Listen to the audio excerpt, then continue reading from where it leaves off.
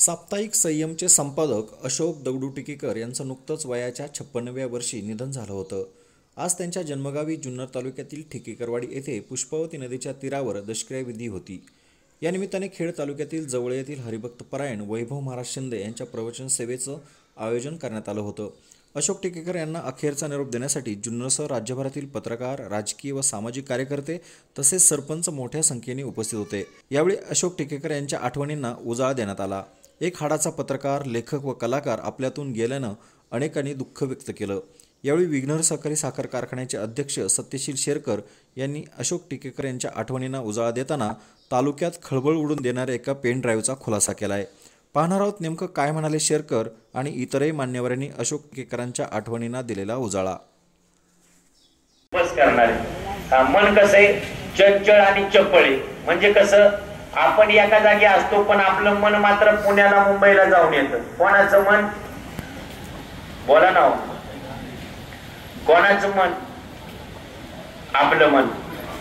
असं आपलं मन आहे। आपलं मन आपल्या सगळ्या गोष्टीला कारण आहे, सगळ्या गोष्टीला आपलं मन कारण आहे। अनेक सांगू ना बाबांनो, ज्याला चांगलं जीवन जगायचंय ना, त्याची परिस्थिती चांगली असण्यापेक्षा त्याची मनस्थिती चांगली असावी। आणि सांगून जातो बाबांनो, माझ्या सहित आपण इथं 98.5% लोक आहेत। किती? तुम्ही ऐकताय ना? 98.5% लोक आहे। सगळ्यांची परिस्थिती चांगली आहे पण मनस्थिती बिघडलेली। काय? मनस्थिती बिघडलेली। मनस्थिती आणि मनुष्य तेव्हा सुखी होतो जेव्हा त्याची मनस्थिती चांगली असते। श्री तुकोबाराय सांगतात, मनाच्या तळमळे आणि चंदनही अंग पोळे। म्हणजे चंदनाकडे जरी शीतलता गुणधर्म असेल पण जर आपलं मन चंचल असेल तर आपल्याला शीतलता प्राप्त होत नाही। मनाला श्री तुकोबाराय मरकटाची उपमा देतात। मरकट म्हणजे माकडाची उपमा देतात। एवढा दृष्टांत सांगतो। असं आपलं मन आहे तर मन काय आहे? अतिशय चंचल आहे। त्या मनाबरोबर आपल्याला युद्ध करायचे। एवढा एक दृष्टांत सांगतो आणि बस करतो। ऐका, दृष्टांत असा महत्वाचा आहे। एक मनुष्य होता आणि तो त्याच्या प्रापंचिक जीवनाला कंटाळला। आता कोण कंटाळला नाही असा मनुष्य नाही, पण सोडून जात नाही हे विशेष आहे। काय म्हटलं मी? प्रपंचाला यातला कोणी, आता तुमचं काय सांगा, माझा नवीन असून मी कंटाळलो तर तुमचं काय घेता? आहे की नाही? असा कोणता मनुष्य आहे का तो प्रपंचाला कंटाळला नाही?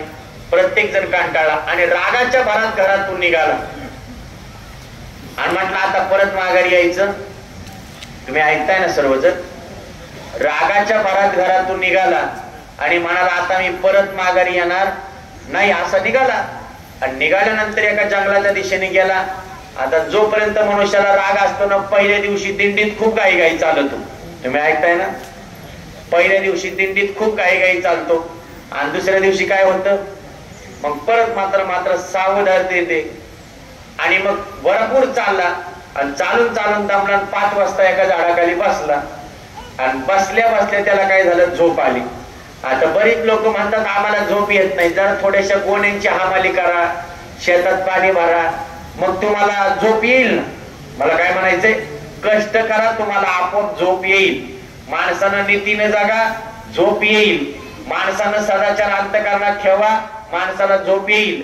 दुसऱ्याचे पैसे उसने घेऊन बुडवू नका, माणसाला झोप येईल। दुसऱ्याची भांडणं लावू नका, माणसाला झोप येईल। दुसऱ्याच्या घरात विष घालू नका, माणसाला झोप येईल। आपलं जगणं जर योग्य इनामदारीच्या जर रस्त्याने असेल तर आपल्याला सगळ्या गोष्टी होतात। याला झोप लागली तिथेच 5 वाजता आणि रात्री 12 वाजता याला जाग आली। किती वाजता? तुम्ही ऐकताय? रात्री 12 वाजता जाग आली। सगळीकडे काळोख अंधार होता। यानं सगळीकडे पाहिलं पण अजून काय काकस्पर्श झाला नाही हे त्याच्या लक्षात आलं। यानं सगळीकडे पाहिलं पण याला सगळीकडे अंधार दिसू लागला। मग यानं काय करावं? याला वाटू लागलं एवढ्या अंधारात इथं कोण असेल? तर माणसाला कधी देव आठवत नाही, पण त्याला विचारायला या जंगलात एवढ्या अंधारात भूत तर नसेल ना? तुम्ही ऐकताय ना? भूत तर नसेल ना? असं भूताचं चिंतन केलं आणि त्याच्या समोर भूत हजर झालं। भूतानं त्याला विचारला कुठं निघाला? यानं भूताला काय सांगावं? तुला काय करायचंय, मी कुठेही जाईल, अशी घरात बरीच माणसं असतात. सुनाला जर म्हटलं ना बाई जरा नीट वागावा, कधी म्हणजे तुम्हाला काय करायचे, मी कशी वागेल, अशी काही मनमानी कारभाराची लोक असतात. आणि मग मात्र भूतानं विचारलं कुठं निघाला, हा म्हटला मी कुठेही जाईल. म्हटलं नीट बोलता येत नाही का, तर हा म्हटला चाललोय, निघून चाललोय. म्हटलं का बरं, काय नाही, म्हटलं प्रपंचाला खूप कंटाळलोय म्हणून निघून चाललोय असं म्हटला. तो म्हटला का कंटाळला, म्हटलं रोज रोज 30-30 कामं करायची म्हणून मी कंटाळलोय. म्हटलं तू कामाला कंटाळला, हा म्हटला मी कामाला कंटाळलोय. म्हटलं अरे तू कामाला कंटाळलाय पण मला कामाची गरज आहे. कोण म्हणतंय, तुम्ही ऐकताय ना, भूत म्हणाल मला कामाची गरज आहे. हा म्हटला मी कंटाळलोय, हा म्हणतोय कामाची गरज आहे. म्हटलं मग भूत म्हटला तू जर म्हणत असशील तर मी तुझ्या घरी येईल. काय म्हटला, तू जर म्हणत असशील तर मी तुझ्या घरी येईल. यानं विचार केला माझ्याच्याने तर आता काम करायचं नाही, मग हा कामाला यायला तयार आहे, याला न्यायला काय अडचण आहे. असंच होतं का नाही, पुण्याचा डॉक्टर केला गुण आला नाही, मुंबईचा केला गुण आला नाही, नारंगावचा केला गुण आला नाही, औरंगाबादचा केला गुण आला नाही, नाशिकचा केला गुण आला नाही, पण कोणतरी म्हटलं तिकडं राहूचं पाणी प्यालं का बरं वाटत.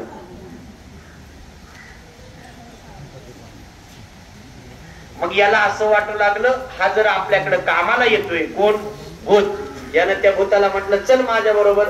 मग यानं त्या भूताला घेतलं आणि आपल्या बरोबर निघाला.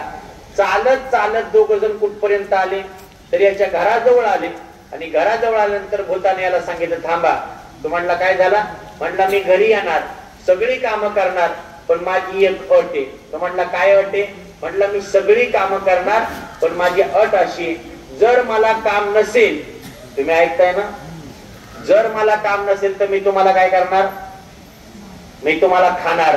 तो म्हटला वेडा झालास काय, माझा आजा खापरपाजा सगळे काम करून करून मरून गेले आणि तू म्हणतोस का मला काम नसल्यावर तुला खाणार म्हणून. हा म्हटला घरी चल. त्यानं त्या भूताला काय केलं,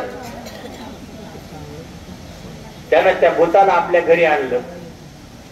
आता 2च मिनिटं माझं ऐका.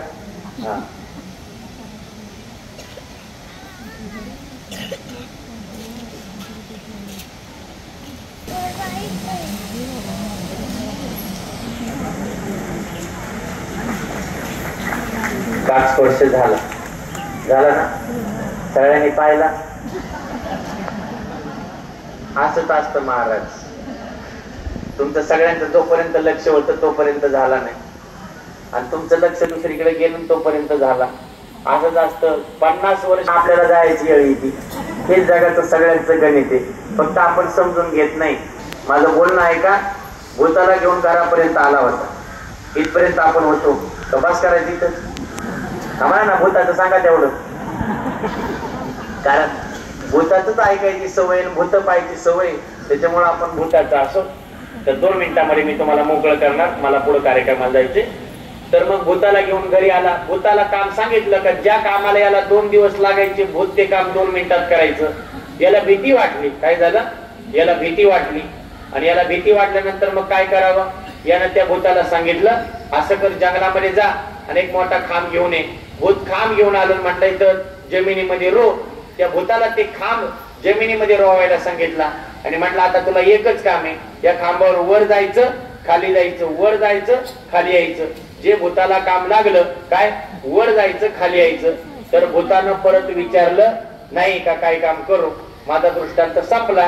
हे भूत म्हणजे काय, तर आपलं मन आहे. तुम्ही ऐकताय ना सर्वजण, हे भूत म्हणजे काय आहे, आपलं मन आहे. हे मन, भूतानं एक अट घातली होती, मला जर काम नसेल तर मी काय करेन तुम्हाला, बोला ना, मला जर काम नसेल तर मी तुम्हाला खाईल म्हणून. आपलं सुद्धा मन असतं ते, आपल्या जर मनाला जर काम नसलं तर मग ते रमीची गेम खेळतं, गेम खेळता खेळता टेरेसवर जातं आणि वरून उडी टाकीत. आपल्या जर मनाला जर काम नसलं तर आपल्याला वाईट विचार सुचत राहतात. म्हणून माणसाने एकच गोष्ट करावी, काय, माणसानं 2 गोष्टीला जपावं. कोणत्या, एक आपल्या निरोगी आरोग्याला जपावं आणि दुसरं आपल्या विचारसरणीला जपावं. या 2 जर गोष्टी जर आपल्या चांगल्या असतील तर आपल्याला चांगल्या प्रकारे जीवन जगता येईल. आपलं आरोग्य निरोगी असेल तर आपण जगावर राज्य करू, नाही का. माझं केली पाहिजे, आपण आपली काळजी घेतली पाहिजे, आपल्या आरोग्याला जपलं पाहिजे आणि दुसरा मुद्दा, आपली विचारसरणी चांगली झाली पाहिजे. काय झाली पाहिजे? फर्स्ट क्लास आहे. स्वर्गीय अशोक दगडू टिकेकर नात्याला माझा मेवना, माझ्या सौभाग्यवतीचा धाकटा भाऊ. अशोकच्या निमित्तानं आता साप्ताहिक संयम असेल किंवा त्याची काही मासिक असतील, याच्यातनं बऱ्याच जणांना वाचायला मिळेल. पण माझ्याकडे संतोषनाना खैरे यांच्याकडे जी माहिती आहे ती कदाचित काही माहिती आपल्या बऱ्याच जणांकडे नसेल. अशोक टिकेकरांचं आजोळ जे आहे ते माझ्या पिंपवडीच्या कार्यकर परिवारातलं, आणि त्यांचे वडील ग्रामसेवक असल्या कारणानं 35 ते 40 वर्षाचा नोकरीचा प्रवास त्यांचा कोणत्या गावात असते तरी मुक्कामी ते पिंपवडीला राहील. जन्मापासूनच मी अशोकला त्या ठिकाणी चांगल्या प्रकारचं ओळखतो. त्याच्या माझ्या आणि त्याच्या कुटुंबाचा नातेसंबंध तयार झाला तेव्हा 14-15 वर्षाचं वय अशोकचं अवघड होतं. बाळपणापासून अत्यंत खट्याळ, हाटी, आणि ही गोष्ट करू नको म्हटल्यानंतर करणारा हा अशोक पिंपवडीच्या तत्कालीन सगळ्या मंडळींना माहीत आहे. पाहिजे त्या प्रकारचं धाडस तो करणार, आणि त्याच्या अत्यंत लहान वयामध्ये त्यांनी बातमीदारी केली. आमच्या गावामधल्या MSEBच्या एका अधिकाऱ्याच्या विरोधातच त्याच्या कारभाराबद्दल त्यांनी बातमी छापली, आणि आमचे गुरुवर्य पाटील सरांनी त्याच्या पाठीवर थाप टाकली की बाबा ह्या मार्गाने जर तू गेला तर समाजाच्या नाहेरी वर्गाला तू न्याय देशील. अर्थात ते अधिकारी नावाजलेले होते पण ते घाबरले या बातमीने. प्रभात पेपरला ती बातमी त्यांनी लिहिली होती. एखाद्याच्या गोष्टीची दाद घेतली नाही, अन्याय जर झाला तर त्या अन्यायाच्या अनुषंगानं अशोक बाकी अत्यंत निर्भीडपणानं त्याच्यामध्ये त्यांनी नेते मंडळींची सुद्धा बरोबरी करताना त्यांची सुद्धा काही प्रकरण, काही बातम्या, काही चुकीच्या गोष्टी असतील तर त्यांना त्या निदर्शनास आणून देण्याचं काम त्यांनी केलं. त्या पत्रकारितेच्या माध्यमातून काही गरीब लोकांच्या आर्थिक व्यवहार असतील किंवा इतर काही फसवणुकीच्या बाबतीत सुद्धा त्यांनी न्याय मिळवून दिलेला आहे. त्यांच्या वडिलांची जेव्हा इंदोरीला बदली झाली, अशोक तिकडे गेला इथलं शिक्षण पूर्ण झाल्यानंतर, आणि मग नाही म्हटलं तरी अशोकची वाटचाल थोडीशी चुकलेली होती. त्याला काही लोकांचं सानिध्य मिळालं तिकडच्या त्या जीवनामध्ये. तो गेल्यानंतर आईवडिलांना त्याची खूप काळजी वाटायची की याने काहीतरी करावं, चांगलं राहावं, पण तो जरा कसा स्वच्छंदी होता. त्या अनुषंगाने त्याने मला वाटतं स्वतःचं नाटक लिहिलं, आणि त्या नाटकामध्ये काम करायला पुण्यातल्या गांधू परिवारातली सुजाताच्या प्रेमेर शोध होतो. नंतर सुजाता त्याच्या जीवनामध्ये आली, आणि अशोकचं जे काही म्हणजे जी आपली साथसंगात सोडून जे जीवन आहे त्या जीवनाची वाटचाल सुजाताने जागेवर आणली, हे मला या ठिकाणी नमूद करावं असं वाटतं. त्या परिवाराशी जे सगळे नातेवाईक आहेत त्यांनी सुद्धा चांगल्या पद्धतीचे संबंध आणि संपर्क ठेवले. गणेशने सुरुवातीला सांगितल्याप्रमाणे राजाराम बोरकर साहेबांचं आणि अशोकचं आणि सुजाताचं यांच्या टोनिंग अत्यंत खास होतं, आणि बोरकर साहेबांचे कोणतेही सल्ले तो ऐकायचा. वयात जर काही असेल तर त्या ठिकाणी त्यांनी काही चांगले सल्ले दिले, आणि त्या निमित्तानं अशोकच्या जीवनामध्ये सुद्धा काही चांगल्या गोष्टी निश्चितपणाने घडलेल्या आहेत. स्वर्गीय निवृत्तीशेठ शेरकर बाबांबरोबर सुद्धा अशोकचे चांगले संबंध होते. पुढच्या कालखंडामध्ये अशोकने या पत्रकारितेच्या माध्यमातून अनेकांना त्या ठिकाणी न्याय मिळवून देण्याचं काम करत असताना आज संतोषचं जे टिकेकरवाडीमध्ये नाव आहे, संतोषच्या पाठीमागे सुद्धा त्याचा फार मोठा भक्कम अशा प्रकारचा आधार होता. संतोष आणि अशोकचे वडील आमचे सासरे जे आहेत ते राज्य पातळीवरचं एक प्रशासनात काम करणारे उत्कृष्ट अशा प्रकारचे ग्रामसेवक असल्यामुळे तो वारसा संतोषला मिळाला. स्वर्गीय दत्तांना टिकेकर असतील किंवा अशोक असेल यांनी संतोषला पूर्णपणे त्या ठिकाणी मार्गदर्शन, वेळोवेळी त्याच्या पाठीमागे उभं राहण्याचं काम केल्यामुळं, या गावाने एकी दाखवल्यामुळं या गावाला देश पातळीपर्यंत किंवा संतोष यांचं नाव होण्याच्या पाठीमागे याचा सुद्धा मोठ्या प्रमाणामध्ये हात आणि अधिकार आहे. इथं थोडंसं सांगितलं की दर दिवाळीला फराळाला नाहिरी वर्गातली म्हणजे आदिवासी कुटुंबातली, गरीब कुटुंबातल्या लोकांना फराळ वाटायचं, कपडे वाटायचे. त्या उपक्रमाला मला तो घेऊन जायचा. सुजाता असायची, त्याच्या कुठेतरी बातम्या केल्या नाही, प्रदर्शन केलं नाही. आणि आम्हाला नातेवाईक मंडळींना मकर संक्रांतीच्या वेळी वैष्णव धामला स्वखर्चाने तो 15-20 लोकांना घेऊन जायचा. एकदा मला आणि माझ्या सौभगवतीला सुद्धा ही तीर्थयात्रा त्यांनी त्या ठिकाणी 8 तास करून घडवून आणली. अशा काही त्याच्या गोष्टी होत्या. त्यांच्या वाचवंडांची लग्न कुटुंबामध्ये, परिवारामध्ये समरसत्व भाग घेऊन त्यांच्यासाठी दिलखुलासपणे खर्च करायचा, सगळं पाहायचं, ह्या गोष्टी अशा निश्चितपणाने केल्या. या कुटुंबातला त्यांच्या आणि एक जवळचा घटक आहे नात्याने हे त्याचे काही जीवनातले मार्गावे कदाचित आपल्याला माहीत नसतील. आपल्याला अशोक माहीत आहे, तो संयम पत्रकारिता, त्याच्यातलं धाडसानं कोणाच्याही बद्दल त्याविषयीची तड लावण्याच्या दृष्टिकोनातलं अशा प्रकारचं हे व्यक्तिमत्व 3-1 वर्षाचा कालखंड गेला. किडनीच्या विकारानं त्याला थोडासा त्रास झाला. बरेचसे काय उपचार त्या ठिकाणी केले, काही आयुर्वेदिक उपचारही सापडले. त्याच्यानंतर त्याला आरामही पडत गेला. सुजाता त्या ठिकाणी काळजी घेत होती. इथं बंधू पण कधी कधी जर प्रकृतीत खूप चढ झाला त्याला गावाला आणायचं. इथं काही दिवस जर थांबल्यानंतर हवा पालट झाली, सगळ्या लोकांमध्ये असल्यावर त्याला आरामही वाटायचा. अलीकडच्या कालखंडामध्ये 1.5 महिना त्याला खूप त्रास झाला. माणसाला त्याने गाडी हॉस्पिटलमध्ये त्या ठिकाणी ॲडमिट असताना त्याने खूप धीराने तोंड दिलं. त्या सगळ्या उपचार, सगळ्या ट्रीटमेंट चांगल्या चालू होत्या. परंतु 2025चा हा 1 जानेवारीचा दिवस उजाडला आणि सायंकाळी 6:30च्या दरम्यान अशोकचे प्राणज्योत मालवणी. त्याच्या खूप काही आठवणी आहेत. त्या फार इतक्या बिंदास त्यांनी लिहिल्या काही मासिकांमध्ये, ते आपल्याला लिखित स्वरूपामध्ये सुद्धा मिळतील. एक वादळी अशा प्रकारचं हे जीवन, परंतु आत्महत्या त्याचे मन फार तसं कोमल होतं. ह्या गोष्टी निश्चितपणाने आम्हाला जाणवतात. आपण ह्या ठिक्कर परिवाराच्या दुःखामध्ये सहभाग घेण्यासाठी सगळे सामाजिक स्तरातली सगळी मंडळी, नातेवाईक मंडळी उपस्थित झाली. सगळ्यांचं ऋण या ठिकाणी व्यक्त करीत आणि या माझ्या लाडक्या मेवण्याला आपल्या सगळ्यांच्या वतीने भावपूर्ण श्रद्धांजली समर्पित करतो. हरिओम तत्सत. दुःखित अंतःकरणाने जमलेले सर्व परिपालने, सर्व पत्रकार बांधव, टिकेकरवाडी ग्रामस्थ आणि पंचक्रोशीतील तमाम नागरिक,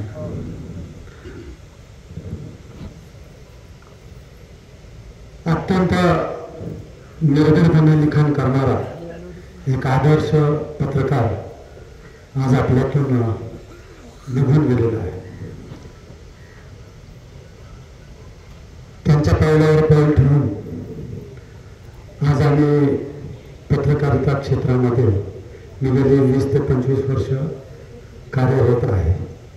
त्यांचं लिखाण हे आमच्यासाठी एक आदर्श होतं. समाजासाठी त्या माणसाने अहोरात्र आपल्या लिखाणातून सर्वांनाच मार्गदर्शन केलं. त्यांच्या जाण्यानं आमच्या पत्रकारिता क्षेत्रामध्ये जी पोकळी निर्माण झाली ती कधीही भरून निघणारी नाही. त्यांच्या लिखाणानं भिनलेले गावाचे आणि समाजामध्ये ज्या उणिवा आहेत, ज्या समस्या आहेत, ते अत्यंत निर्भीडपणे लिखाण करायचे. त्यांच्या निर्भीडतेचा धसका हा सर्व क्षेत्रातील घटकांमध्ये हा प्रसिद्ध होता. स्वर्गीय अशोकराव टिकेकर हे अनेकदा मला भेटलेले आहेत, अनेकदा आमची चर्चा झालेली आहे. त्यानंतर आदर्श सरपंच सन्माननीय संतोषजी टिकेकर यांच्याशी माझा अत्यंत जवळचा संबंध. त्यातून आमच्यामध्ये पत्रकारिता या विषयावर भरपूर चर्चा असायची आणि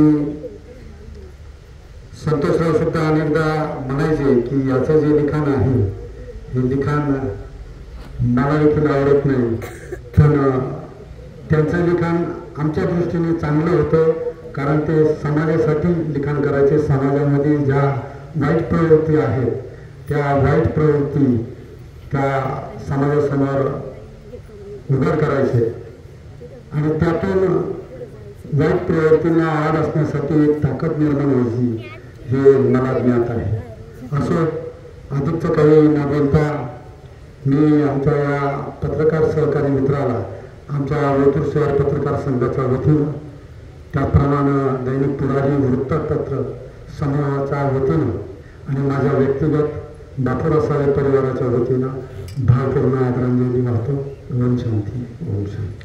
अशोकदादांचा संयम पेपर होता आणि नंतरच्या काळामध्ये संतोषदादाबरोबर संबंध आलेच. आमच्या सर्व सरपंच मित्रांना जुन्नर तालुक्यातील नवीन जुन्नरच्या बाहेरचे खरं तर ठिकेकरवाडी ग्रामपंचायत देश पातळीवर पोहोचली याचं श्रेय संतोषदादांना जसं जातं तसं त्याच्या मागचा जो बॅकबोन आहे तो अशोकदादांनाही जातं आणि या ठिकेकरवाडी ग्रामस्थांनाही जातं. मी सर्व जुन्नर तालुक्यातील सर्व सरपंचांच्या वतीनं माझ्या सावरगाव परिसरातील जेवढे सरपंच आलेत माझ्याबरोबर त्या सर्व सरपंचांच्या वतीने दादांना भावपूर्ण श्रद्धांजली अर्पण करतो आणि माझे 2 शब्द थांबवतो. ओम शांती, ओम शांती, ओम शांती. या कुटुंबाचा संपूर्ण जीवनपट जवळजवळ पिंपळवंडीतच गेला. माझे वडील वसंतराव पाटील काकडे, ठिकेकर भाऊसाहेब आणि किशनराव लेंडे हे खूप जवळचे दोस्त होते. याचं कारण ठेकेकर हे भाऊसाहेब होते आणि माझे वडील पोलीस पाटील होते. किशनराव लेंडे पिंपळवणीच्या राजकारणात सक्रिय होते. त्यातूनच शरदराव चं लग्न यांच्या मुलीबरोबर झालं. अशोकचा जन्मही पिंपळवंडीचा. शाळा पिंपळवंडीची. लहानपणापासून अतिशय बंडखोर प्रवृत्ती, स्वतःच्या मनातील असं वागण्याचा त्याचा तो स्वभाव. फक्त थोडासा तो माझ्या वडिलांना तो घाबरत असत, तेव्हा त्याच्याबद्दलच्या तक्रारी वडिलांकडे नेहमी आहेत. आमचं लहानपणापासून त्यामुळे एकमेकाकडे जाणं येणं राहिलं. अशोक पुण्याला गेला, संयम प्रकाशन त्यांनी चालू केलं. तालुक्यातील सावकारकी असेल ज्या अन्यायावर त्यांनी सडतोड आपलं मत व्यक्त केलं. त्याचं आणि माझं विशेष असं होतं की न सांगता प्रत्येक दिवाळीला तो जाहिरात टाकणार आणि प्रत्येक आठवड्याचा जो अंक आहे तो मला येत राहणार. संबंध जवळचे होते. नंतरच्या कालावधीत बोरकर साहेबांवर आणि निवृत्ती शेटवर त्यांनी खूप चांगल्या पद्धतीचं प्रेम केलं. निवृत्ती शेट बद्दल, मोठ्या बाबांबद्दल त्यांनी पुस्तक प्रकाशित केलं. संयम मध्ये दिवाळीच्या प्रत्येक अंकात त्यांनी बाबांबद्दल लिखाण केलं आणि तो प्रत्येक कार्यक्रमाला ते नवरा बायको दोघं प्रत्येक वेळेला उपस्थित राहायचं. भेटी गाठी व्हायच्या, खूप काही चर्चा व्हायची. अशा पद्धतीने जीवन जगत असताना जे या गावचे सरपंच आहेत संतोष शेठ यांनी वसंतराव पाटील काकडे पतसंस्थेमध्ये सक्रिय असं ते संचालक राहिले. वसंतराव पाटील काकडे पतसंस्था वेगळ्या उंचीवर नेण्यासाठी त्यांनी प्रयत्न केले. या गावातल्या प्रत्येक कुटुंबात फिरून त्यांनी वसंतराव पाटील काकडे पतसंस्थेचे सभासद केले. खरं म्हणजे अशोक हे दीर्घकाळ आजारी होते. कुटुंबियांनी त्यांची चांगल्या पद्धतीने सेवा करण्याची सेवा केली, परंतु ईश्वरी सत्तेपुढे इलाज नसतो. त्यांना कमी वयात जावं लागलं. म्हणूनच त्यांच्या जाण्यानं त्यांच्या कुटुंबावर खूप असा दुःखाचा डोंगर कोसळलेला आहे. परमेश्वरानं त्यांना दुःख सावरण्याची ताकद देव. मी माझे काकडे कुटुंबीय आज या ठिकाणी स्वर्गीय अशोकराव ठेकेकर यांचा अंत्येष्टक्रिया पार पडतोय. काळस्पर्शी झाला. वास्तविकात त्यांच्या जीवनपटावर बरंचसं काही उजेड या ठिकाणी पाडला गेला आहे. अशोकरावची माझी दोस्ती चांगल्यापैकी होती आणि माझा तो फार आदर करायचा. माझ्याशी बोलताना इतका संयमाने बोलायचा, कारण मी त्याला 2-3 वेळा त्या संबंधाने बोलायचं. आमचे गावचे मार्गदर्शक आदरणीय शरदराव लेंडे साहेबांचं ते मेवणे असल्यामुळं त्यांचा आमच्या गावाशी इतका घनिष्ठ परिचय होता की अशोकरावची खडांखाडा सगळ्या गोष्टीची आम्हा सगळ्यांना माहिती असायची. त्यांचाच आदर्श त्यांचे धाकटे बंधूंनी घेतला आणि नुसतंच ठेकेकर वाडीच नाही, जुन्नर तालुकाच नाही तर आपल्या जिल्ह्याचं नाव अगदी ज्यांनी दिल्लीपर्यंत पोहोचवलं असं हे ठेकेकर घराणं आणि त्याचं हे अशोकराव हे असणारं व्यक्तिमत्व आज आपल्यामध्ये नाहीत. त्यांच्या जाण्याने परिवार दुःखी होणं साहजिकच आहे. परंतु एक ह्या ठिकाणी सांगितलं पाहिजे की त्याने स्वतःच्या प्रपंचापेक्षा बाहेर जगाचं काय दुःख आहे हे समस्या त्याने आपल्यासमोर मांडल्या आणि खऱ्या अर्थाने एक पब्लिक जीवन ज्याला म्हणतो अशा पद्धतीनं हा मनुष्य आपलं संपूर्ण जीवन त्याने व्यतीत केलं. असं त्यांच्या जाण्याने जे काय त्यांच्या परिवाराला दुःख झालंय ते सहन करण्याची शक्ती त्यांना मिळो. उपस्थित असलेले टिकेकर परिवाराचे आपटे नातेवाईक मित्रपरिवार, मोठ्या संख्येने आलेले सर्व पत्रकार मित्र, सरपंच, आपण सर्वजण आज या ठिकाणी आमचे बंधू अशोकला अखेरच्या निरोपासाठी त्यांच्या पिंडदानानिमित्त उपस्थित आहात. वैभव महाराज शिंदे यांची प्रवचनरूपी सेवा या ठिकाणी संपन्न झालेली, काकस्पर्श पण झालेला आहे. आणि खरं तर शरदराव लेंडे यांनी प्रास्ताविकामध्ये खरं ते अगोदरच बोलले आणि सर्व काही सविस्तर असा टिकेकर परिवार किंवा अशोकचा माहितीपट आपल्यासमोर ठेवण्याचा प्रयत्न या ठिकाणी केला. सर्वांनी सांगितलं की एक चंचल, निर्भीड असं एक व्यक्तिमत्व होतं. लहानपणापासूनच चंचल असणारा अशोक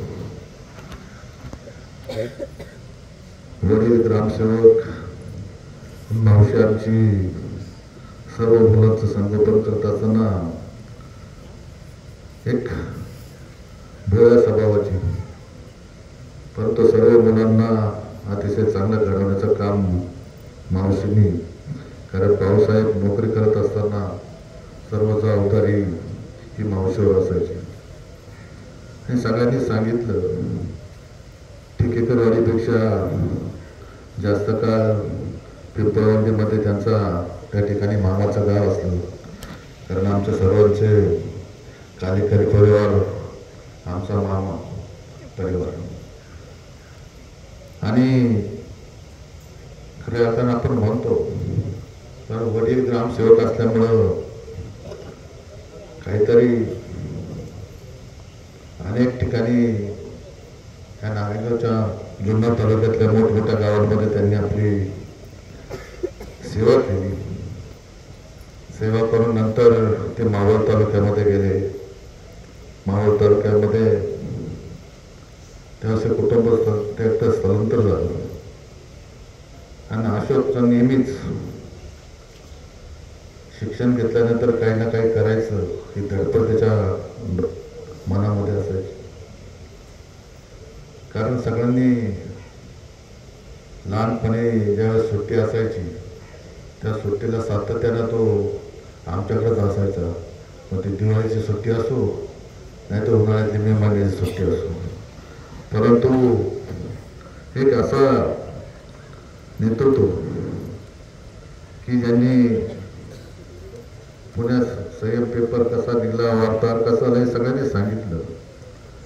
परंतु पुण्यामध्ये आपला प्रेस त्या ठिकाणी काम करत असताना जुन्नर तालुक्याची, आपण जरी जुन्नर तालुक्यात राहत असो, जेवढी माहिती आपल्याला नसायची तेवढी माहिती त्याला बसल्या जागेवर त्या ठिकाणी तो कलेक्ट करायचा आणि त्याला संपूर्ण जुन्नर तालुक्यात नाही तर जवळजवळ पुणे जिल्ह्याचा त्याच्याकडं ते माहिती त्या ठिकाणी असायची.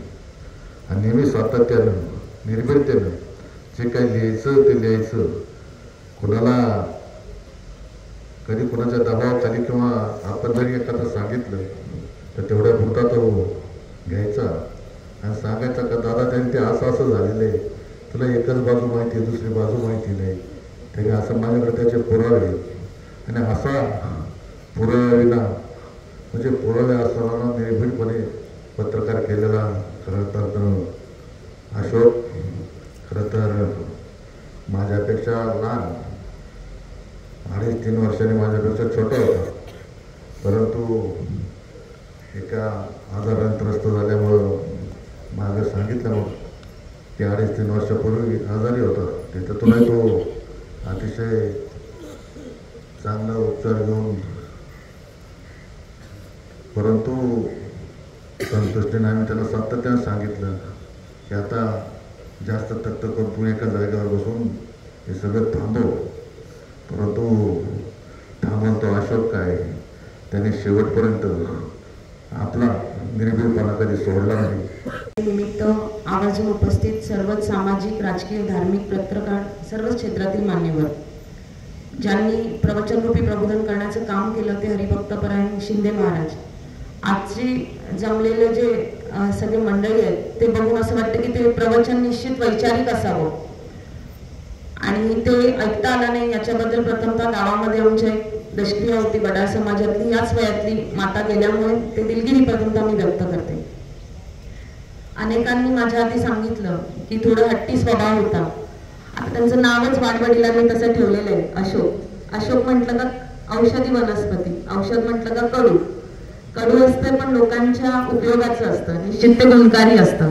आजचं व्यक्तिमत्व असंच काहीसं आपण बघतोय की सगळ्यांनीच सांगितलं की ही जी दोन्ही बंधू आहेत समाजामध्ये समाजोपयोगी काम करण्यामध्ये त्यांचा हातखंड आहे. संतोष दादांची सरपंच पदाची धुरा ते गेली अनेक टर्म या गावची अखंडपणे सांभाळत आहेत. निश्चित ही राम लक्ष्मणाची जोडी आहे. दोघांनाही सामाजिक पार्श्वभूमी आहे. राजकीय जरी वाटचाल आमच्या संतोष भाऊंची उज्ज्वल असेल तरी त्याच्यामध्ये आमच्या लक्ष्मणाची साथ मोठी आहे. जाण्याचं दुःख होत आहे. मला वाटतं 54 वर्षाचं आयुष्य आहे. या 54 वर्षामध्ये 54 गावचे प्रतिनिधी विविध क्षेत्रातील आज इथे उपस्थित आहे. या दोन्ही बंधूंची कार्यशैली याच्यापेक्षा वेगळी सांगण्याची गरज नाही.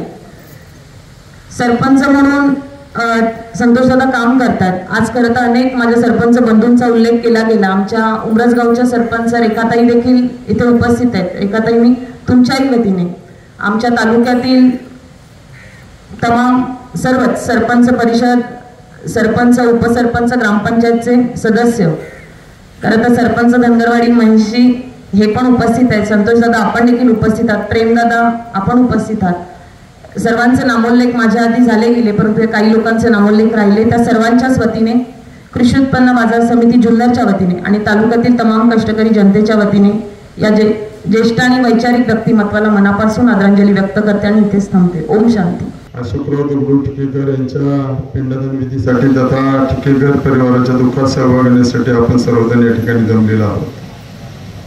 शिंदे महाराजांनी आपली प्रवचनरूपी सेवा या ठिकाणी दिलेली आहे. एक आदर्श पत्रकार, एक आदर्श लेखक, एक निर्भीड पत्रकार आज आपल्यामध्ये नाही आहेत. अशोकराव आमचा अगदी लहानपणापासूनचा माझा सहकारी मित्र. नंतर त्यांनी संयम चालू केला आणि ज्या ज्या वेळेला आम्ही शेताकडे राहिला असायचं त्या वेळेला अशोकराव मुक्कामाला माझ्याकडे असायचे आणि गप्पा छप्पा मारत असताना अनेक टाइम त्यांच्या आपल्या तालुक्यावरती खूप पगडा असायचा. आणि हा सर्व काही गोष्टी मी 2007-08च्या इलेक्शनला विघ्नर सहकारी साखर कारखान्यामध्ये इलेक्शन लढवलं. अशोकराव माझ्याबरोबर असायचे आणि खऱ्या अर्थानं अशोकरावांना आदरणीय सोपन शेट्टी शेरकर साहेब, आदरणीय बोरकर साहेब यांनी खूप सहकार्य केलं आणि कारखान्याच्या संदर्भात सुद्धा अशोकरावांचं चांगल्या प्रकारचे सहकार्य असायचं. असा आमचा आदर्श सहकारी मित्र आज आपल्यामध्ये नाही आहेत. अशोकराव दगडू टिकेकर यांना अखेरचा निरोप, अखेरची आदरांजली वाहण्यासाठी आपण सर्व मंडळी या ठिकाणी उपस्थित झालेला. आज खरं तर संयम परिवारातील आणि टिकेकर परिवारातील एक आदर्श व्यक्तिमत्व आपल्यातून या ठिकाणी गेलेलं आहे. संयम परिवारामध्ये त्यांना टिकेकर या नावाने ओळखायचे. बोर्डावर जरी टिकेकर जरी असलं तरी सातत्याने त्यांना टिकेकर म्हणायचे. कारण त्यांनी पत्रकारितेच्या माध्यमातून अनेकांना धडा शिकवायचं काम केलं.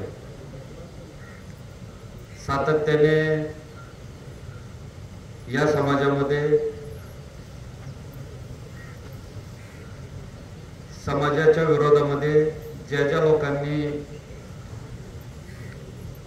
उभं राहिले त्या वेळेला त्यांना लाईनी मारायचं काम अशोकरावांनी केलं. खरं तर मी लहानपणापासून त्यांना पाहिले. स्वर्गीय निवृत्ती शेठ शेरकर असतील, स्वर्गीय सोपान शेठ शेरकर असतील, आदरणीय खासदार निवृत्ती शेठ शेरकर यांच्याबरोबर काम करत असताना त्यांना आणि सुजाताताई या दोघांनी मिळून शेठबाबांवर एक पुस्तक लिहिलं, गाथा निवृत्तीची, आणि त्या माध्यमातून त्यांनी या शेरकर परिवाराची एक वेगळ्या प्रकारची नाळ या निमित्तानं जोडली. सातत्याने शेरकर परिवारामध्ये त्यांचा सहवास असायचा आणि शेठबाबांच्या बालपणापासून तर शेठबाबा खासदार होतोपर्यंत कारखान्याचा क्रम असेल, त्यांचा जीवनपट असेल, हा या पुस्तकामध्ये प्रखरपणे मांडायचं काम खरं तर त्या दोघांनी केलं. आणि त्यावेळेलापासून मी त्यांना पाहत आलो. परंतु माझा संबंध आणि तो स्वर्गीय सोपान शेठ गेल्यानंतर माझा जास्तीचा संबंध या परिवाराबरोबर आला. आणि मग सातत्याने अशोकदादा असतील, सुजाताताई असतील, यांची एकमेकांच्या विचाराची देवाणघेवाण व्हायची. स्वर्गीय निवृत्ती शेठ शेरकर असतील, सोपान शेठ असतील, यांच्याबरोबर त्यांनी घालवले प्रसंग, त्यांचे असलेले विचार, हे मला सातत्याने मार्गदर्शनपर सांगायचं काम त्यांनी केलं. मला गेले 15 वर्षापासून हे दोघेही जोडी माझ्या वाढदिवसाच्या निमित्तानं कायम 12 तारखेला त्या दिवशी हजर असायचे. मी घरी असो नसू, मी इथं असो किंवा नसो. आणि दिवाळीमध्ये सातत्याने दिवाळीतला एक दिवस त्यांचा शिरोलीला घरी सातत्याने असायचा. अनेक पुस्तकांचं प्रकाशन खरं तर त्या प्रकाशनासाठी त्यांनी मला बोलवलं. पुण्यामध्ये अनेक वेळेला मी त्या प्रकाशनाच्या निमित्तानं उपस्थित असायचो.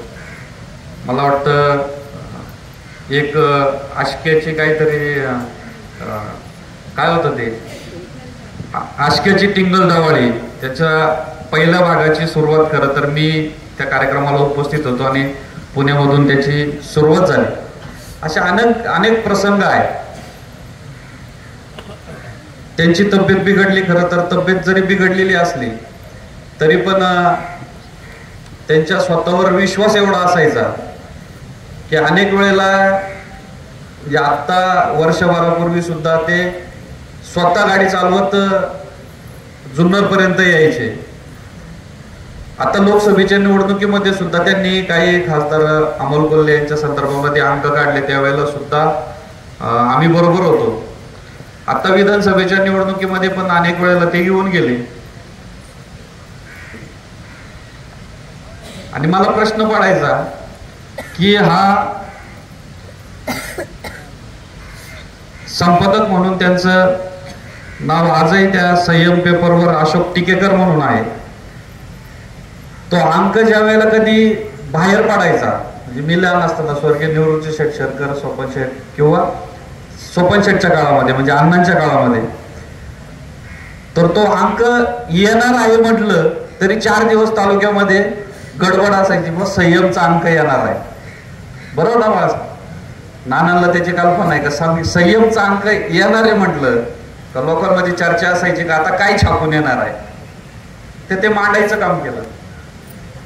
आणि मी म्हणायचं का याचं नाव तरी संयम कसं दिलंय, कारण त्याच्या एक अक्षर जर संयम सोडलं तर त्याच्या खालचं काहीच संयमात नसतायचं. त्याच्या खालचं लिखाण हे संयमात कधीच पाहायला मिळालेलं. आता विधानसभेच्या वेळेला सुद्धा आले होते आणि माझ्या बरोबर 2-3 वेळा मला भेटले आणि मला सारखे म्हणायचे का हे छापायचं ते छापायचं, हे माझ्याकडं ते माझ्याकडं. मी म्हटलं तुम्ही काही छापू नका, तुम्ही जर छापलं तर मी लय अडचणीत येऊ शकतो. म्हटलं आपल्याला त्या मार्गाने काही जायचं नाही, तुम्ही लागलं तर तुमच्याकडे काय आहे ते माझ्याकडे द्या, मी जरा पाहून घेतो. त्यांनी मला एक चांगला मोठा पेनड्रॉईव्ह दिला आणि तो पेनड्रॉईव्ह मी इलेक्शन झाल्यानंतर बघितला. त्याच्यामध्ये म्हणजे त्यांच्याकडं जुनं एवढं मटेरियल काय काय काय त्यांनी मला दिलं. नाही तो माझ्याकडे पेनड्रॉईव्ह अजून पण आहे, मी तुम्हाला परत तो देईल. मी काही त्याच्यातलं काही कुठं बाहेर काढलेलं नाही, ते तुमच्यात माझ्यातच असेल, त्याची काही काळजी करू नका. परंतु ते व्यक्तिमत्व असं होतं का कधी कुणाला घाबरलं नाही, सातत्याने अनेक प्रश्न या तालुक्यातले सोडवायचं, गरिबांना मदत करायची, त्यानंतर वृद्धांना मदत करायची, हे व्यक्तिमत्व होतं. तेच घेऊन आज खरं तर संतोषराव सुद्धा आपण जर पाहिलं तर एक आदर्श सरपंच म्हणून काम करतायत. एक पाठीमागे एक मोठा आधार त्यांना अशोकरावांचा त्या ठिकाणी असायचा आणि तो आधार घेऊन खरं तर या ठिकेकरवाडी आणि जुन्नर तालुक्यामध्ये एक चांगला आदर्श सरपंच म्हणून ते काम करतायत. त्यांच्या चिरंजीवांनी आता या ठिकाणी व्यक्त केलं, संयम झुकेगा नाही साला. त्या संयमचा दराजाच तेवढा आहे की मला असं वाटतं का उद्याच्या काळामध्ये संतोषराव तुम्ही तुमचं व्यक्तिमत्व वेगळं आहे, तुम्ही संयमी व्यक्तिमत्व आहात, परंतु तुमच्या चिरंजीवाच्या याच्यातून आम्हाला कळतंय का उद्याच्या काळामध्ये तो संयम तर चालवत, परंतु त्यांनी जे काय त्यांचे प्रश्न जे काय आहेत अजून ते पूर्ण करायचं स्वप्न त्यांचं आहे, ते स्वप्न सुद्धा पूर्ण करायचं काम ते करणार आहे. खरं तर लेंडे परिवाराशी आमचे ज्येष्ठ मार्गदर्शक शरदराव लेंडे यांना त्यांच्या भगिनी त्या ठिकाणी दिलेल्या लेंडे साहेबांनी त्यांचा जीवनपट या ठिकाणी सांगितला. त्याचबरोबर काळे परिवार, गाजरे परिवार, वायकर परिवार, पानसेरे परिवाराचे त्यांचे स्नेहसंबंध आहे. खरं तर शेरकर आणि टिकेकर परिवाराचा एकदम कौटुंबिक संबंध असल्यामुळे त्या परिवाराची एक इतुंभूत मला माहिती आणि निमित्त नाही. अजूनही अनेक प्रसंग आणि अनुभव माझ्याकडे त्यांची शिदोरी आहे. अजूनही त्यांच्या भावना आम्ही या ठिकाणी व्यक्त करू शकतो, परंतु वेळेअभावी मी अधिकचा वेळ घेणार नाही. खरं तर विघ्नर परिवारातील आमचे अनेक संचालक या ठिकाणी उपस्थित आहेत. धनंजय डुंबरे असतील, संतोष नाना आहेत, शरद अण्णा या ठिकाणी त्यांनी भावना व्यक्त केलेल्या आहेत. अनेक मंडळी आहेत, आजी माजी संचालक, आमचे सहकारी विघ्नर परिवाराच्या वतीनं, त्याचबरोबर माझ्या शेरकर परिवाराच्या वतीनं अशोकरावांना मी भावपूर्ण श्रद्धांजली अर्पण करतो आणि या ठिकाणी थांबतो. ओम शांती, ओम शांती. तालुक्यातील विविध क्षेत्रातील मान्यवर, सर्व पै पाहुणे, आप्तेष्ट ग्रामस्थ, खरं तर मी आपल्या सर्वांचा ऋणी आहे. या दुःखातून सावरण्याची शक्ती आपल्या माध्यमातून आमच्या सर्व कुटुंबियांना मिळाली. आपण आमच्या दुःखात सहभागी झाला. खरं तर हे दुःख आम्हाला विसरण्यासारखं नाही. आज आम्ही मी माझा बाप, भाऊ म्हणजे नाही, बाप, आई वडील गेल्यानंतर गेल्या वर्षी मोठ्या बहिणीचं जाणं झालं आणि आता हा दुसरा धक्का 1 वर्षाच्या आत. खरं तर त्याची सावरण्याची शक्ती आमच्यामध्ये नाही, परंतु आपण सर्वजण उपस्थित झाला. आम्ही 5 भावंड म्हणजे 5 बहिणी, 2 भाऊ, 7 जणांचं हे कुटुंब, सगळ्यात छोटा मी. परंतु माझ्या बहिणी असतील, भाऊ असतील, यांच्या सगळ्यांचं प्रेम आम्ही 100-125 मावळ भाऊ, 32 मावश्या, सगळ्यांनी या 10 दिवसामध्ये आम्हाला जे येऊन भेट दिली. कोणाला इथे शक्य नाही झालं, त्यांच्या मामा आहेत 15-20, सगळे मामाचा परिवार असेल, चुलत भाऊ असतील, सगळे चुलत बहिणी असतील, यांचा सगळ्यांचा आधार असल्यामुळं आम्ही खरं तर सावरण्याचा एक प्रयत्न करत आहोत. जे मगाशी माझा तुमचा छोटा मुलगा आहे धैर्यशील बोलला, खरं तर 2.5 वर्षापूर्वीच त्याला ही खरं तर त्याच्या मोठ्या पप्पांची खरं तर चांगली साथ मिळाली. माझ्यापेक्षाही जास्त मनमोकळेपणाने भाऊ त्याच्याशी बोलत होता. दोघेच नाश्ता करायला, फिरायला जात होते. त्याच्यामुळे त्याच्या भावना आणि त्याच्यात एक वेगळं टोनिंग जुळलं होतं. आणि दादा तुम्ही जे म्हटले की mini carbon copy Ashok Tikekar आमच्यामध्ये आहे. खरं तर त्याच्याकडे बघूनच आम्ही सगळं सावरण्याचा प्रयत्न करतोय. असो आपल्या सगळ्यांचं प्रेम असंच आमच्या कुटुंबावर राहो हीच ईश्वरचरणी प्रार्थना करतो आणि आपले पुन्हा एक धर्म व्यक्त करतो. धन्यवाद. आता विश्वात्मके देवे येणे वागयज्ञ तोषावे तोषोणी मज द्यावे पसाय दानही जे खळांची व्यंकटी सांडो तया सत्कर्मी रती वाढो भूता परस्पर पडो मैत्र जीवांचे दुरितांचे तिमिर जाओ विश्व स्वधर्म सूर्य पाओ जो जे वांछिल तो ते लाओ प्राणी जात वर्षत सकळ मंगळी ईश्वर निष्ठांची मांदियाळी अनवर्त भूमंडळी भेट तू भूता चला कल्पतरूंचे आरव चेतना चिंतामणीचे गाव बोलते जे अर्णव पीयूषांचे चंद्रमे जे अलांछन मार्तंड जे तापहीन ते सर्वाई सदा सज्जन सोय रे होतो किंबहुना सर्व सुखी पूर्ण होऊन ती लोकी भजितो आदि पुरुषी अखंडित आणि ग्रंथोपद विजये विशेषी लोके दृष्टादृष्ट विजय हो आवेजी ये तमने श्री विश्वेश्वरा आहोल दान पसाओ येणे वरे दान देव सुखिया झाला येणे वरे ज्ञान देव सुखिया झाला येणे वरे ज्ञान देव सुखिया झाला. ओम शांती शांती शांती.